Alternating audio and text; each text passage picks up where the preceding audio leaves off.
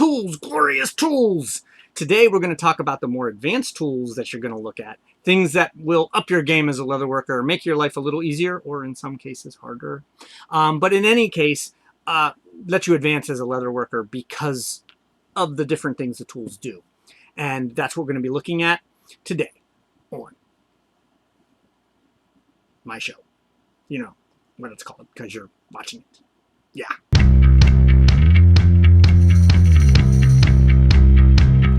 All right. So this video, of course, is the next level. You've got your super basic tools already covered, and now you're looking to step up and increase your craftsmanship as well as get some nicer tools. So some tools aren't going to really change. And then some tools definitely will change as you get into new things. We're still not going to talk about tooling or dyeing because that's a whole nother thing. But we are going to look at some basic tools that will help us cut, join, put holes, or manipulate the leather in a better way. So one of the first tools that's probably not going to change a whole lot is your mallet. Okay. For the most part, this is pretty heavy, so it's great for striking. There are certain people who will die on their swords about a rawhide hammer, and to me that's more of a look at the fancy hammer I got. If it works for you, go for it. And you know, that's a pretty universal rule in leatherworking, and let me just stop right here, okay? And just say this for almost anything. There are no hard and fast rules except for the ones that just don't work, okay? Obviously, certain things you don't use a torch to make holes in leather because it's probably not really effective unless that's actually what you're going for. And see, I've already showed you why there are no hard and fast rules. You got to do what works for you. There is certain wisdom and logic to the tools and trades and tips and techniques that are suggested that you may not be aware of. And you're probably going to learn some of those today. That will help you understand why you would use a certain tool in a certain way. But understand that there are people who will completely contradict what I said about this hammer. And they'll probably even give you some reasons. I do this professionally. I am still feeding myself, so I can't be doing too horribly. So at least let's just understand that it works for me. What works for you could be something different. And as this sort of whole videos and my sort of scope of things is just working with what you got, I still haven't switched over to the rawhide hammer. Mauls and things like that, there are some that have this sort of HDPE plastic, and some of these are heavier, that are really good. And they don't tend to get dinged up as much. This lightweight plastic hammer, I use it for tooling, okay, is probably, you know, if I recall, like 20 bucks. And this is $5.95, $7.95.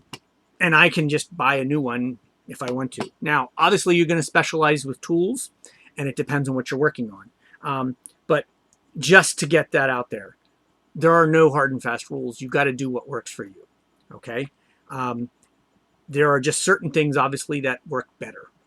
So let's talk about that. So we're not going to change that, okay? We're going to use this a lot, though. The next tool is your knife. There are other kinds of knives that work. As I mentioned in the last video, X-Acto knives are perfect for little intricate edges. There's also a specialty leather tool called a hook knife, okay? And this guy, all right, as you can see the little blade, how it's got like a little hook on it. And you can get a really super fine cut. It's great for corners, which is where we oftentimes struggle with knives. And the blades are interchangeable, which is nice when it comes to sharpening. As I said, it's important to sharpen your knives. And again, I don't want to get into too great of crazy stuff. The other one is a rotary knife. All right, when we're talking about cutting things. Rotary knives are great for thinner leather. They won't bunch up as much as you're using it, especially when you're doing things like leather linings and stuff like that. And again, I'm not going to get into super duper detail. And just because I got one and I want to show you, there are also high-end tools like a half moon or a head knife. And it takes some skill to use one of these, and some people will swear by them. It has a lot of advantages.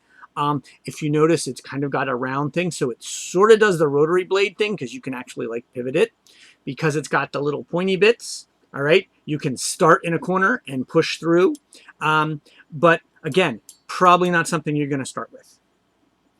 So the next thing we're going to talk about, and this is where really we change things up and start to get into the next level of work, is two things: how we treat our edges and how we make holes.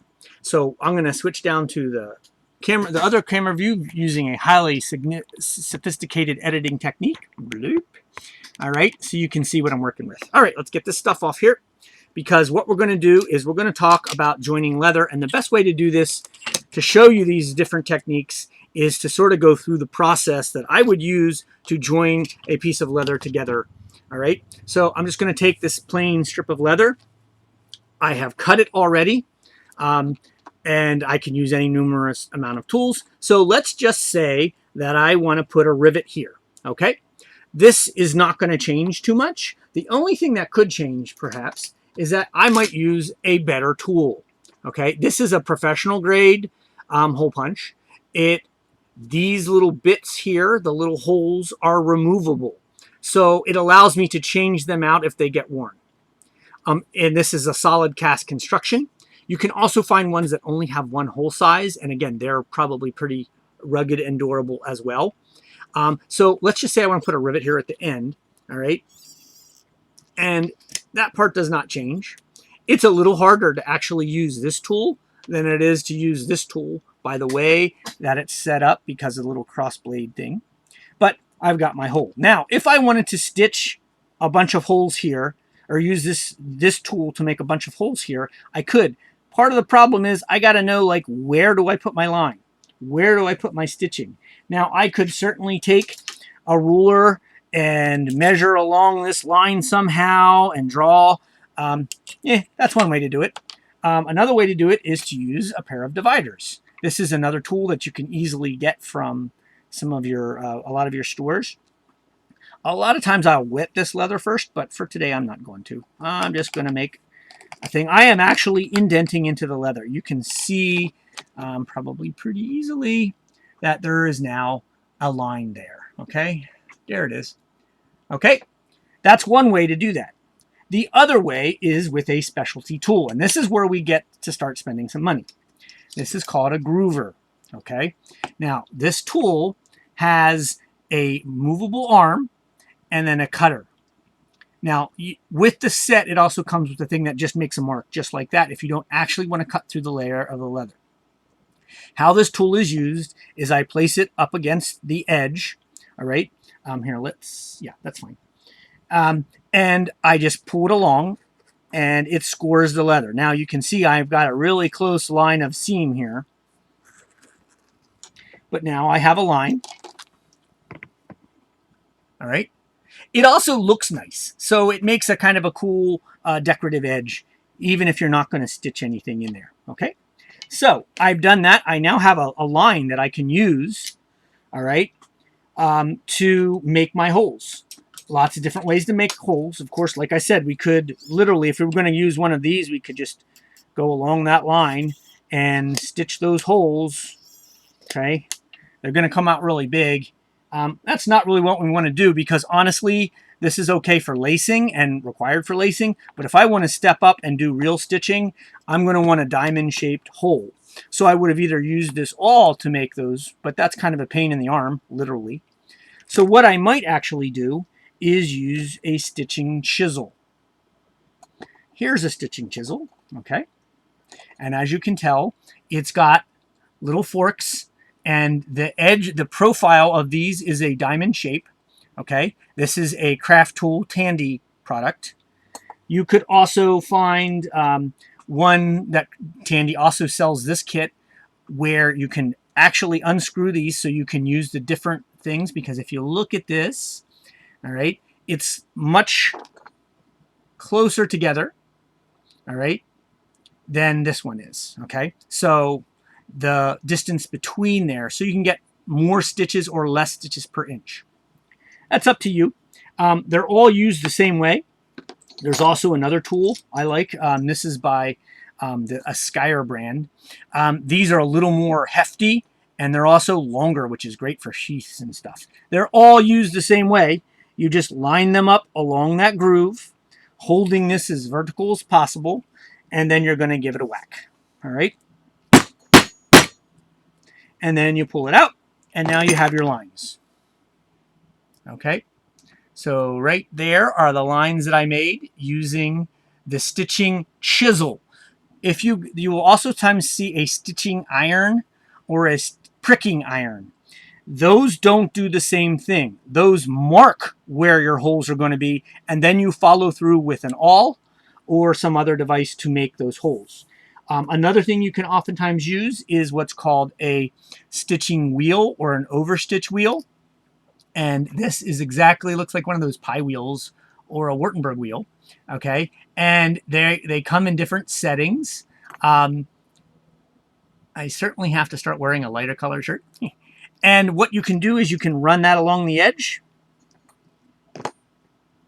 And it takes a little practice to use. But now, and it's going to be kind of hard to see, but hopefully you can see that we've got little indentations that shows us where to poke our holes. Okay. This also, you notice I called it an overstitch wheel. It's also very good that once we start sewing, we actually run this back over the holes once the thread is in there, and it makes that thread go down. Now, why did we cut this groove in here? We did it for two reasons. One of which, it marks the leather and tells us where to put our stitching. Number two, and this comes back from sort of Western cowboy days, is you were out on the prairie with the cows, the steer, as you're moving the herds, and your leather would get hit with a lot of brush and things like that, and the thread would get exposed. So by cutting a groove, this is not a very deep groove, admittedly, the thread would actually sit inside the groove and would be protected. Okay, so when you had those stitches would sit lower and they wouldn't get brushed against, and it would actually last longer. Nowadays, it just kind of looks nicer. And again, it does protect it. It gives you a line. It helps you to kind of see what you're going to do and how that's going to work. So we've treated the edge here in that we've made a line for our stitching. And then, of course, we would make holes in another piece, and we would stitch those together. But before we do that, there's one other thing that would probably be two other things that we want to do. And these, again, are tools that would sort of take us to the next level. All right. And some of those tools, one of the first of those would be, and there's a kind of different varieties of these, is what's called a beveler. Okay. And it does exactly what it sounds like it does. It bevels the edge. Okay. So as this one's probably the easiest to see. All right. And there's like a little slot there, and that fits along the edge of the leather and rounds that leather over. Okay, these both do the same thing. This one has that sort of backwards bend to it that some people prefer. And then this one is straighter. It doesn't really matter which kind you use. You use the one that works best for you. I find that this one with the bent edge is actually, they often call these the keen cutter, are a little easier to use, especially on corners. These cut a little bit sharper, I guess is the best thing. They will stab you. But they're both used the same way. You're literally just push along that edge, and it's going to raise, that takes that little piece off. But what it does is it creates a slightly rounded edge. Okay. And what that does is it prevents it from being a sharp edge. It's a rounder edge. It looks nicer. It also prevents abrasion because it's rounded. You don't have that sharp corner to create the fibers that would come loose. Notice a lot of these things that we're doing have to do with adding durability and ruggedness to that. Okay. Then you would follow this up with one other thing, which I have to step away just a second. Is you would want to apply a burnisher. And a burnisher, because this is veg tan leather, the fibers in conjunction with the moisture will sort of act like a glue and allow you to mold this leather. So burnishers come in many different forms. And it's up to you how you want to use them. There's at least one more in there that I forgot to pull out. Basically, the use is like this. You take the little edges, see how there's different kind of widths, and you're going to rub it along that edge. The idea is to make those fibers sit down, and they'll become smoother. It'll be really hard to see on this video, but they actually become smoother. All right. Where you do this in the process, some people will do it after dyeing. Some people do it before they dye. I like to do it after I dye because it allows the dye to penetrate into the fibers better. But the effect is the same. You are smoothing this, and you can get that edge like glass. Okay, so this, and they also sometimes call these slickers. Okay, it looks like a tent pole. And this is Delrin. It's a plastic. You can also get one that fits into your drill press and spins, and then you just move the leather along it. You can also, in the spirit of being, doing stuff on the cheap, you could use a dowel rod and just cut grooves in it, or even just rub it along the edge. Okay, it would do a very similar thing. You just have to be a little more careful of how you're rubbing that. This one is one that my friend Kurt Balish from Balish Woodworks made out of cocoa bolo. So it's a custom one, and it's got a nice heft to it. But again, this is one of those cases where, do you really need this? Not really, but I like it, and it fits in my hand a little bit better. It's made to my specs for some really thick leather when I do sheaths. Okay, you can see that it's got like a really super big groove. But this particular one I think is like $3. Okay, I actually recommend this over the wood ones only because this one works better right out of the bag. This one you kind of have to treat a little bit, like it takes a while to break it in. This has a really tiny little thin one and then a groove that's about the same size as this. And I very rarely use such a thin one. This one is also a little bit more expensive, but is equally good. And I think this is under $10. Okay. So now that I've done that, I've treated that edge, I've made it smooth. I cut the groove in it for my stitching. And then when I would put the two pieces together,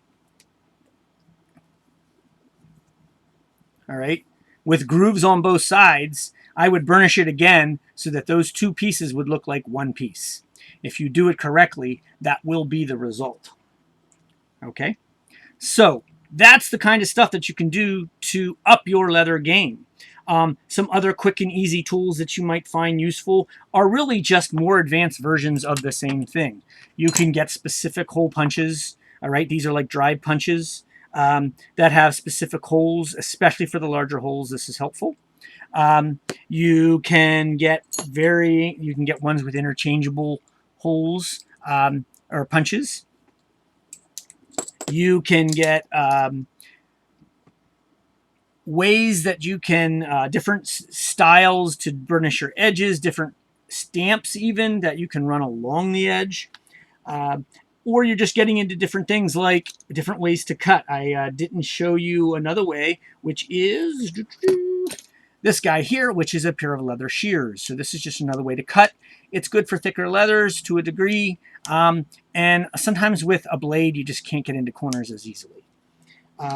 Or maybe a different way to make a punch, like this kind. This actually sort of looks like a diamond-shaped hole.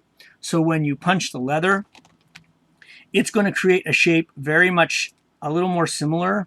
Here, let me get the right angle. It's not quite a hole, and it's not quite a diamond shape. It allows you to lock the fibers in a little bit better, and it's not such a large hole.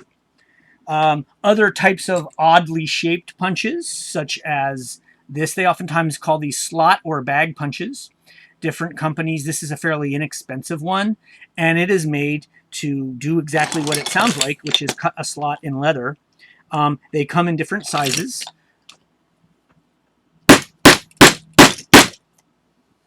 Sorry for the shaking. And I've cut a hole. This is great for belts, okay, because you need the slot for the prong.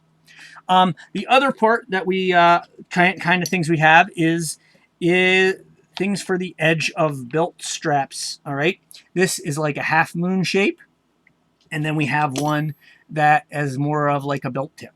Okay, So if I want to make a belt tip shape, I just put it at the end of the belt. And instead of having to cut that shape, I've got a shape already. It's really crooked, of course, but you get the idea. Now, this is a Craft Tool Tandy one. This other one here is an Osborne one. This is a Craft Tool, but there are Osborne as well. Osborne is the prime is a better tool generally, and that's again where you're gonna change and move up. Is you're gonna go from a maybe not so good tool to a better tool. Same thing when I showed you the stitching chisels.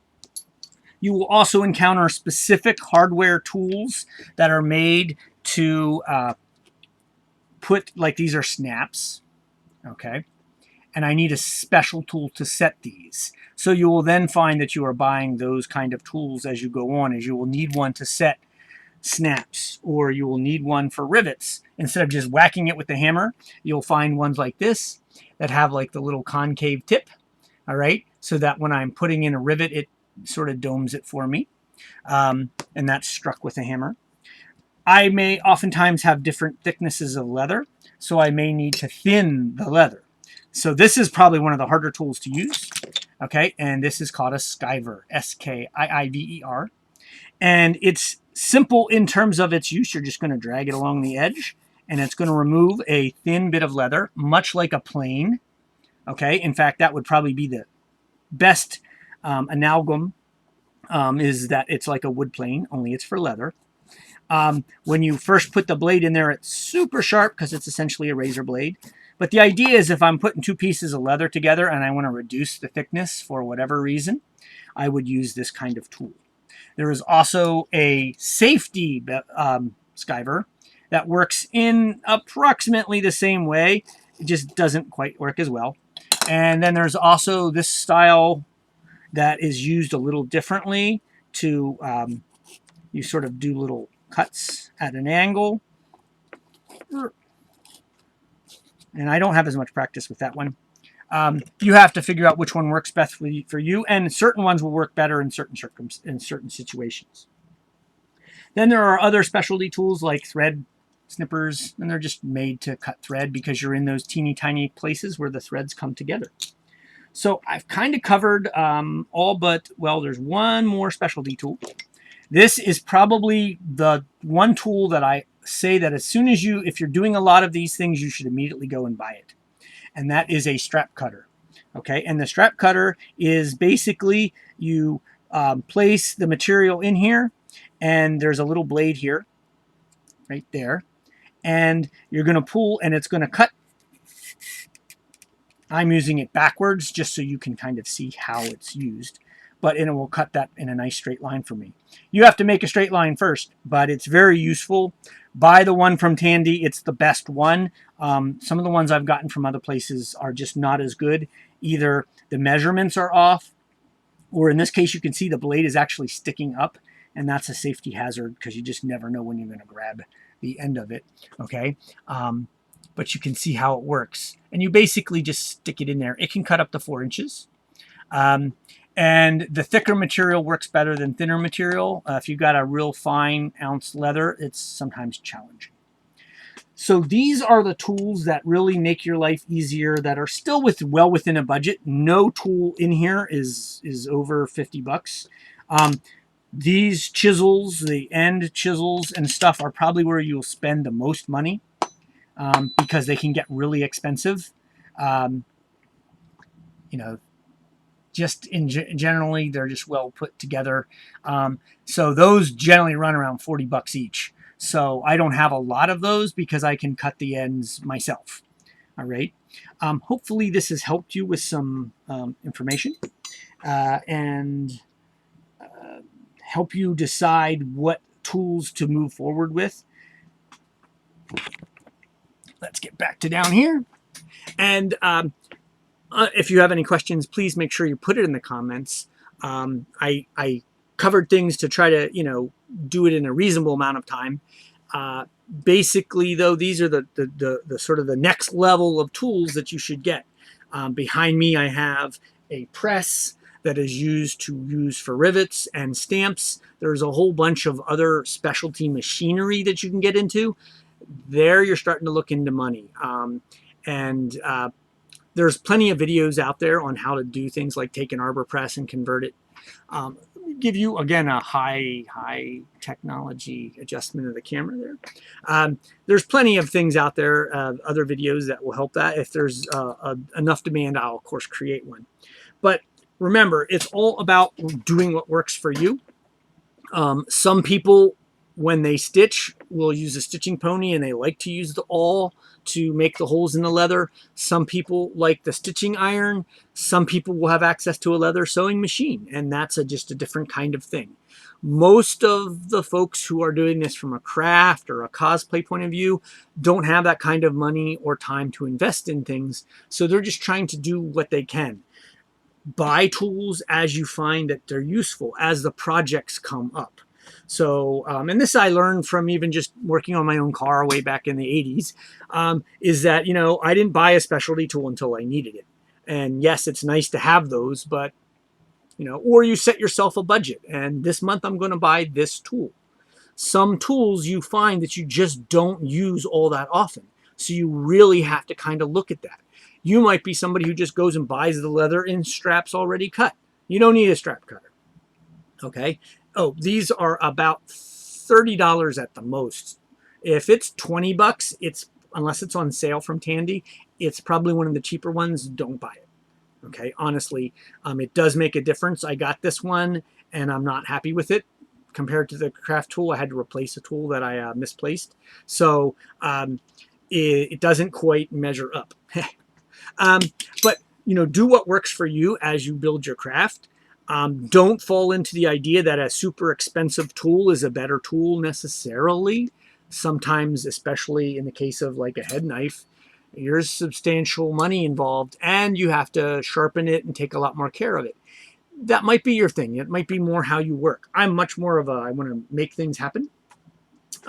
So, that kind of is reflected in how I personally work. As I said earlier at the beginning of the video, there is no necessarily wrong way or wrong answer. It's whatever works for you and the types of things that you make. That's critical.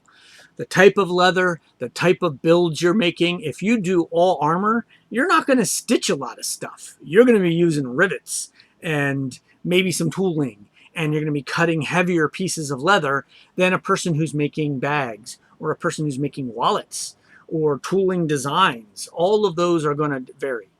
So again, I hope that you found this useful, and have a great day, and don't forget to make cool art.